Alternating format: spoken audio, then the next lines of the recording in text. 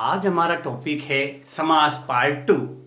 पहले वाले टॉपिक में मैंने आपको समास का अर्थ, समास की परिभाषा और समास के पहले प्रकार अवयव भाव के बारे में बताया है। थोड़ा रिवाइज कर लेते हैं। समास यानी छोटा रूप, अर्थ होता है उसका किसी भी जो शब्द होते हैं, 2-4 शब्द होते हैं, उनका छोटा रूप लिखना ही समास कहलाता है। परिभाषा में हम लिख सकते हैं, दो पदों के मेल को समास कहते हैं। जब दो पद मिलते हैं और उनका मेल कराया जाता है तो समास कहलाता है। और जब दो पदों का विग्रह किया जाता है, यानी उनको अलग अलग किया जाता है, विभक्ति चिन्ह लगा के, कारक चिन्ह लगा के, तो उनको अलग किया जाता है, तो वो समास विग्रह कहलाता है। समास 6 प्रकार के होते हैं। पहला प्रकार हमने अवयव भाव पढ़ लिया है। अब हम दूसरे प्रकार में चलते हैं, जिस समास का नाम है द्वंद्व समास। बहुत ही महत्वपूर्ण समास है ये। आपका जो सेकेंड टाइप का समास है उसे हम क्या कहते हैं? द्वंद्व समास। द्वंद्व समास देखना आप, द्वंद्व समास के अंदर क्या होता है, मैंने यहाँ इसलिए लगाया ये डैश कि द्वंद्व समास की महत्वपूर्ण विशेषता होती है कि दो शब्द होते हैं, अलग अलग होते हैं, लेकिन दोनों में बीच में इसे डैश बोलते हैं। इस प्रकार जो योजिक चिन्ह है, योजिक चिन्ह के रूप में इसको हम जोड़ सकते हैं। इंग्लिश में डैश बोलते हैं। दोनों के बीच में इस प्रकार का चिन्ह होता है। और सबसे महत्वपूर्ण बात यह है कि द्वंद्व समास में दोनों पद प्रधान होते हैं। आगे समझ में, तो इसके सबसे पहले क्या कहते हैं? ऐसा समास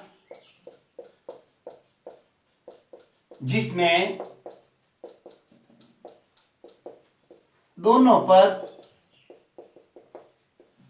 प्रधान हो।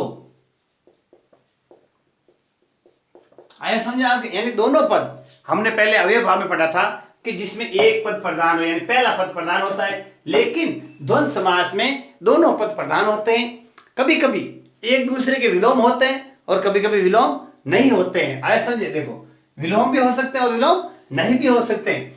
अब ये बात तो बता दें द्वंद्व समास की। इसका विग्रह करने के लिए सबसे पहले देखो, यानी द्वंद्व समास के विग्रह के लिए और तथा या, ये ध्यान रखना, और शब्द और या शब्द, विग्रह के लिए और या शब्द लगाते हैं। ये आपको मैंने महत्वपूर्ण बात बताई। क्या करते हैं भाइयों कि जब द्वंद्व समास से संबंधित कोई भी आपका शब्द आ जाए तो उसको विग्रह करने के लिए या तो और लगाओ या फिर या लगाओ। आया समझ में? जैसे मैं आपको उदाहरण बताना चाहता हूं, आपको रात दिन, रात का विलोम दिन है, दिन का विलोम रात है। ये कभी कभी होता है, कभी कभी नहीं भी होता है कि दोनों शब्द विलोम हो। अब इसका हम, ये तो समास है, इसका विग्रह करने के लिए हम लिखेंगे रात और दिन। क्या लिखा मैंने? रात दिन का, रात और दिन। तो आपको सबसे महत्वपूर्ण बात बताना चाहता हूं कि यदि हम द्वंद्व समास से संबंधित कोई भी बात कहना चाहता है तो उसमें यही है कि द्वंद्व समास के लिए और तथा या शब्द आप विग्रह के लिए लगा सकते हैं। अब इसकी विशेषता बताई मैंने आपको। इसमें दोनों पद प्रधान होते हैं, कभी एक दूसरे का विलोम शब्द हो सकता है और नहीं भी हो सकता है, और या शब्द का प्रयोग करते। जैसे देखो, अब मैं और उदाहरण बता रहा हूं आपको 2-4। माता पिता, माता पिता शब्द का समास विग्रह कीजिए तो हम लिखेंगे माता और पिता, माता और पिता। आया समझे? ये आता है ऐसा शब्द के माता पिता किस प्रकार का समास है, तो आपको लिखना द्वंद्व समास। माता पिता शब्द का विग्रह कीजिए तो आपको करना माता और पिता। और बताना चाहता हूं दाल रोटी, देखो दाल रोटी, ये दोनों एक दूसरे के विलोम नहीं है, तो इसको क्या लिखेंगे अपन? दाल और रोटी। दाल और रोटी एक दूसरे का संबंध भी बता सकते हैं, कभी एक दूसरे का विपरीत भी बता सकते हैं। इस तरीके से एक और बताना चाहते, पाप पुण्य। देखो पाप पुण्य, ये दूसरे एक दूसरे के विलोम भी है, और इसमें आप दो तरीके से कर सकते हो, पाप और पुण्य, पाप और पुण्य, या फिर ऐसे करो पाप या पुण्य, दोनों भी आप लिखेंगे तो राइट है। दोनों में से कोई एक भी लिख सकते हैं। पाप पुण्य द्वंद्व समास है, इसका विग्रह होगा पाप और पुण्य। या पाप या पुण्य, इस तरीके से आप कर सकते हो। फल फूल, फल और फूल। और बताओ जलवायु, देखो जलवायु शब्द है।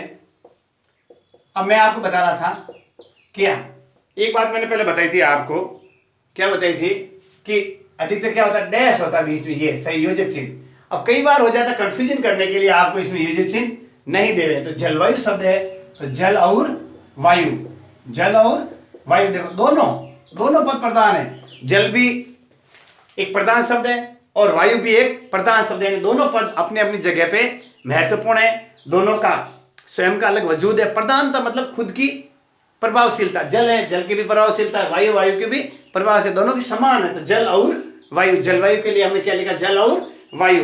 अब बताओ रुपया पैसा, रुपया और पैसा, अपना पराया, अपना और पराया, धर्माधर्म। देखो ये देखो धर्मा धर्म, क्या करेंगे, धर्म या अधर्म, ये इंपॉर्टेंट है, परीक्षा में आ सकता है कि धर्माधर्म शब्द किस प्रकार का समास है, आपको बताना। द्वंद्व समास और धर्माधर्म, सुनो आप क्या किया मैंने, धर्माधर्म यानी धर्म या अधर्म।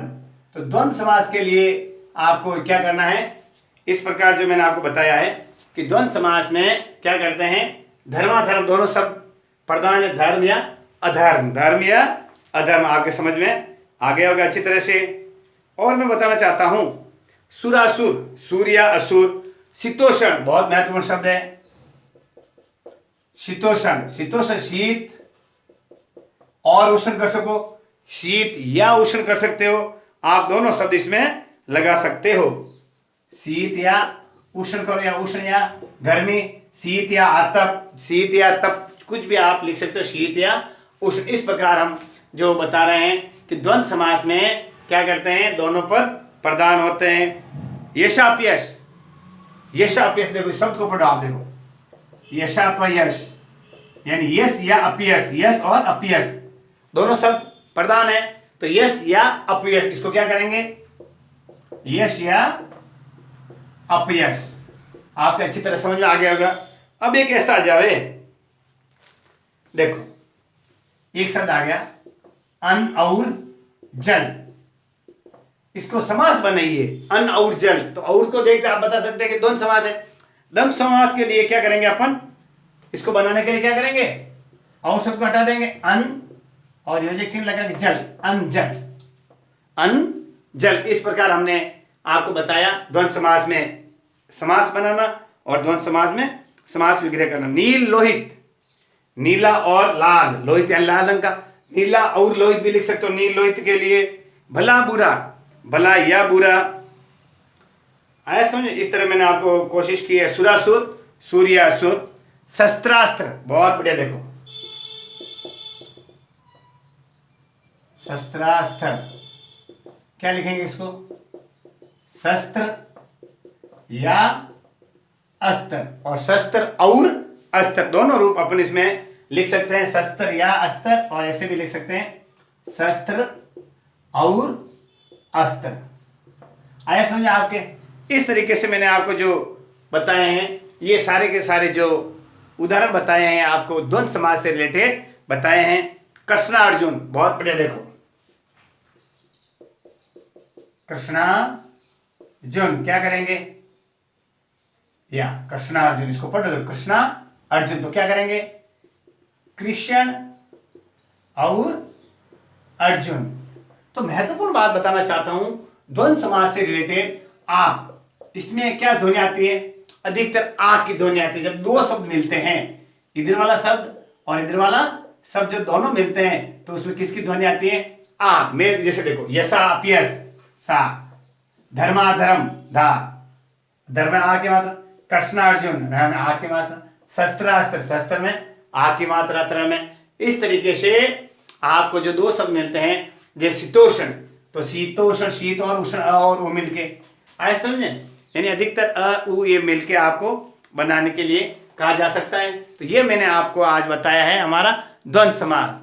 द्वंद्व समास के बाद में मैं आपके लिए ले रहा हूं अगला समास है आपके लिए बहुत ही महत्वपूर्ण, वो है द्विगु समास।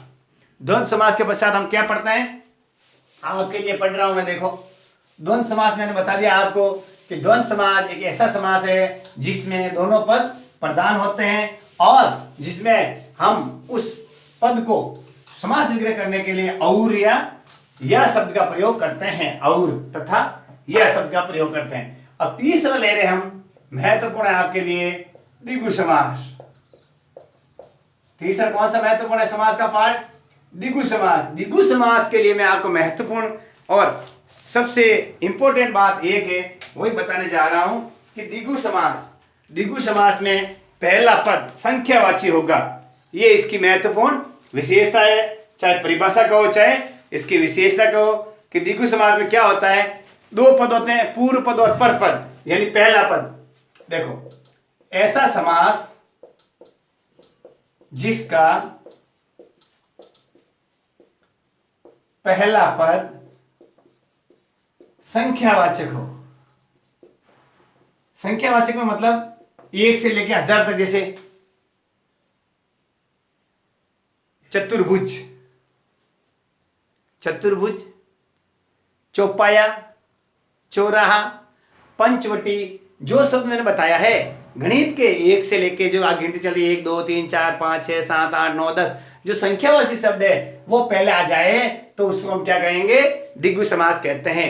यानी पूर्व पद और पर पद दो पद होते हैं जिसमें पहला पद कौन सा हो? संख्यावाचक हो। जैसे मैंने बताया आपको दो रहा, देखो उदाहरण के लिए बताना आपको, दो रहा, देखो ये दो पद है। अब इसी जो पहला पद है वो दो क्या शब्द है भाई? संख्यावाचक शब्द है। 1 2 3 4 5 6 7 8 9 10। तो आप जब शब्द पढ़ते हो तो उस शब्द को पढ़ते ही आपके दिमाग में आ जाना चाहिए कि इस शब्द में कोई संख्यावाची अक्षर है या नहीं है, संख्यावाची शब्द है या नहीं है।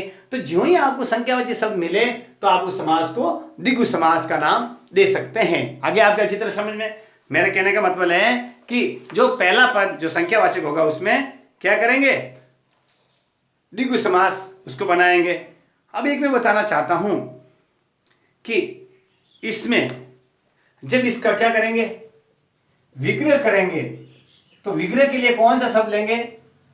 समूह या समाहार। ये शब्द भी आपको याद करने हैं। कोई कहता है शॉर्ट ट्रिक बनाओ। अरे भाइयों, आपको मंजिल पादनी है तो आप शॉर्ट ट्रिक से नहीं, यानी 6 महीने के रास्ते से नहीं, आप 12 महीना तैयारी करो। यानी आप पूरी सीढ़ी से चढ़ो, आप सीढ़ियों से चढ़ो आराम से, प्रथम सीढ़ी से।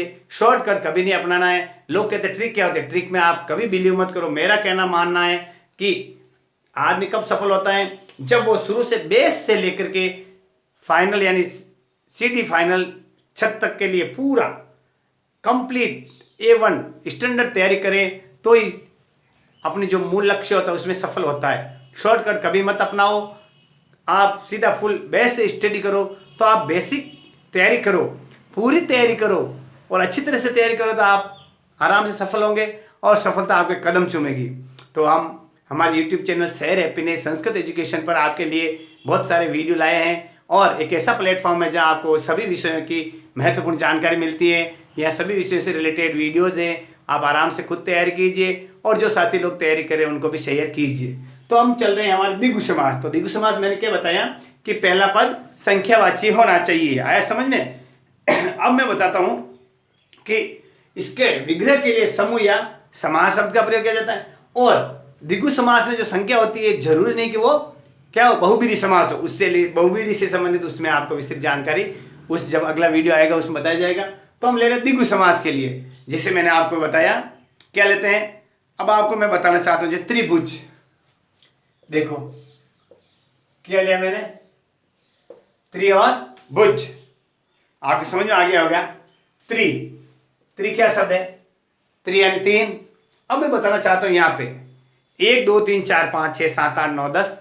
हिंदी भाषा में एकम द्वय त्रय चत्वार पंच षष्ठ सप्त अष्ट नव दश एकादश द्वादश त्रयोदश चतुर्दश पंचदश षोडश सप्तदश अष्टदश और एकोनविंशति और विंशति। इस तरीके से जो शब्द आते हैं वो संस्कृत से आते हैं। तो संस्कृत और हिंदी दोनों के लिए जो द्विगु समास है उसमें सेम नियम है कि दोनों में ही आपको संस्कृत और हिंदी के शब्द मिलेंगे जो पहले संख्यावाचक। आप देखो त्रिभुज यानी 3 भुजाओं वाला। तो अब इसमें आप क्या करेंगे? 3 भुजाएं हैं जिसके, इसमें तो अब इस प्रकार नहीं करेंगे। क्यों? कि है जिसके के लिए आते हैं वो अलग समास बन जाएगा, लेकिन इसके समास बनाने के लिए या तो अपन को समूह या समाहार शब्द है जो दोनों को यूज में लेना पड़ेगा। तो इसके लिए क्या लिखेंगे हम, तीन भुजाओं का समाहार। देखो त्रिभुज है, इसका विग्रह करने के लिए लिखेंगे अपन तीन भुजाओं का समाहार। आया समझ में? मैंने क्या लिखा, तीन भुजाओं का समाहार। आपका चित्र समझ में आ गया होगा कि तीन भुजाओं का समाहार क्या कहलाता है, त्रिभुज। जैसे ये है तीन भुजाओं का समाहार, एक भुजा, दो भुजा और तीन भुजा, तीन भुजा मिल गई। तो ये जो त्रिभुज शब्द है ये शब्द किस प्रकार का समास है, दिग्गज समास। अब मैं आपको एक दो चार उदाहरण बताना चाहता हूं। त्रिरत्न, त्रिरत्न इसका क्या विग्रह होगा, तीन रत्नों का समाहार, तीन रत्नों का समाहार। इस तरीके से त्रिरत्न का हमने द्विगु समास में समास विग्रह किया तो बन गया तीन रत्नों का समाहार। अब मैं बताना चाहता हूं, अब देखो एक है पांच वटों का समाहार, ये आ गया आपका समास विग्रह। क्या आ गया, समास विग्रह आ गया। इसका समास बनाइए तो सबसे पहले आप ये देखो क्या है, संख्यावाची है, तो संख्यावाची में क्या बनेंगे, द्विगु समास। तो पांच का क्या कहेंगे, पंच, और वट का वटी, तो क्या बन गया ये सब, पंचवटी। क्या बन गया, पंचवटी। देखो पांच वटों का समाहार, ये एक विग्रह समास का है, यानी बड़ा शब्द है। पांच वटों का समाहार कितने, एक दो तीन चार शब्दों का एक पूरा बना हुआ है। अब इसको हम समास बनाएंगे तो छोटे बनेंगे पंच और वटी, दो पद बन गए पंच वटी, पंच वटी। पंच क्या है, पांच, तो पांच वटों का समाहार पंचवटी।